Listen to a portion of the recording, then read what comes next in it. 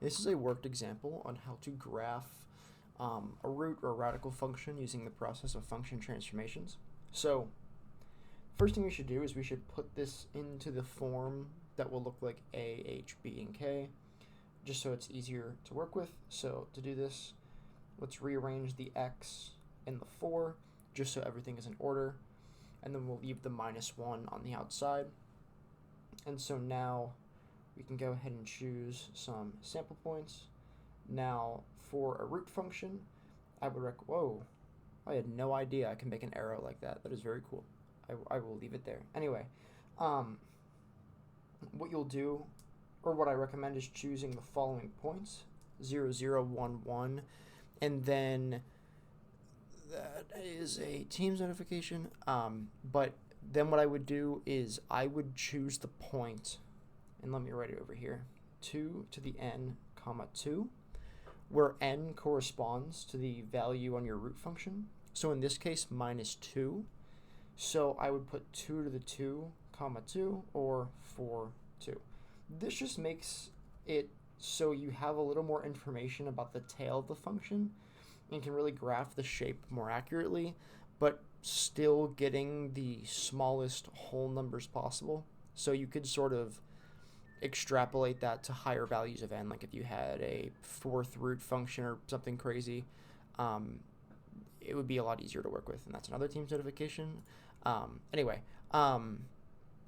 what I want to do at this point is I want to, oh, no, I don't need an arrow, is I want to identify the 4 values laid out in the theorem. So this is the first example where we actually have multiple values, or not multiple values. We have an additional value of b.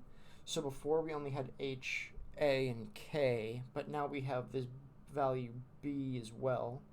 So I can write h, b, a, and k. Now according to my theorem, we can identify h to be -4. B is the value in front of the x, so b will be -1. A is just 1 because I have no coefficient, and then k is -1.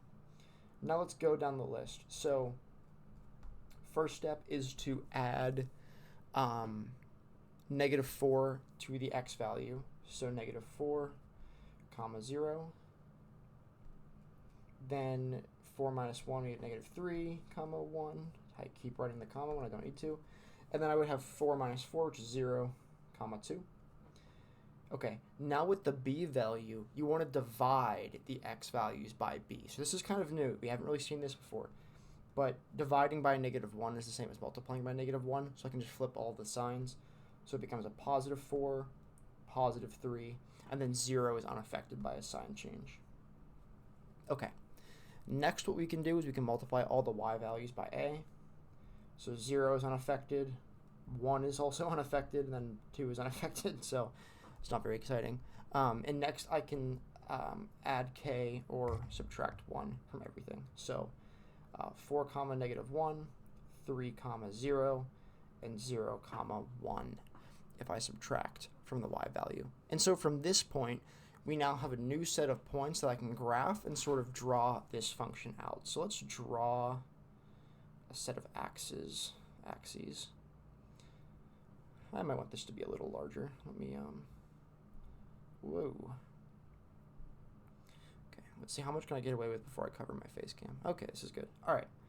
And then how many points might I want? Let's just do 4 in each direction.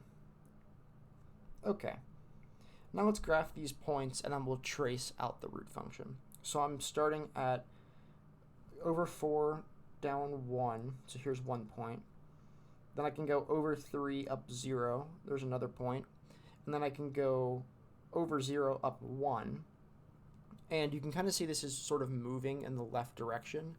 And I kind of can notice this because the b value is negative. If b is negative, you kind of like flip over the x-axis, or you flip horizontally.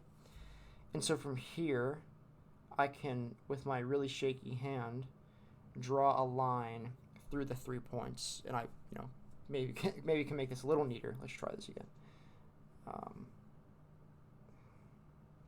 Okay, here we go. That's a bit better.